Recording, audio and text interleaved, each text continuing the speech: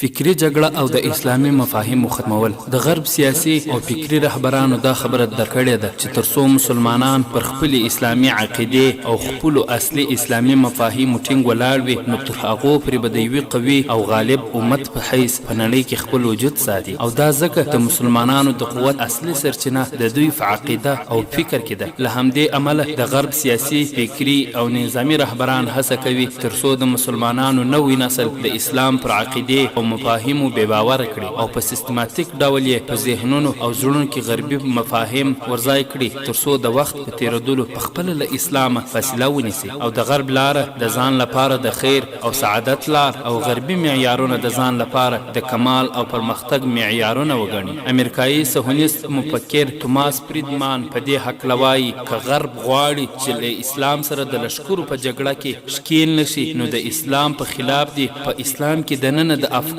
جګړې ته ورداخل شي چې اسرائیلي ورځپاڼې راخیستې. او همدارنګه یو بل امریکایي د کتاب لیکوال رابرټ سولټي په خپل کتاب کې امریکا ته توصیه کوي او ورته وایي امریکا باید په منځني ختیځ او اسلامي نړۍ کې د ځوانانو د عقلونو پراخپلولو او هغوی ته د امریکا په اړه د یو ښه تصور په ورکولو تمرکز وکړي، او دې هدف ته د رسېدو لپاره باید د ناپوهي وسایلو لکه مطبوعاتو، راډیوګانو، تلویزیونونو، موسیقۍ، تعلیمي مؤسسو، لوبو او امریکا ته د ځوانانو له راغوښتلو څخه کار واخلي، او هڅه دې په دې کې وکړي چې د اسلامي نړۍ د ځوانانو له زړونو او ذهنونو جهادي روحیه وباسي. همدارنګه د برټانیې پخوانی صدر اعظم ټوني بلیر هم په همدې نظر دی چې باید د مسلمانانو په خلاف فکري جګړه وشي. هغه وایي که غواړي چې جګړه د دشمن خاورې ته نقل شي، نو اول د هغوی مسلمانانو افکارو او دعوت ته ماتې ورکړي. د امریکا پخوانی د دفاع وزیر مرستیال اولف ویټیز هم د بوش د جګړې له اعلان څخه وروسته وویل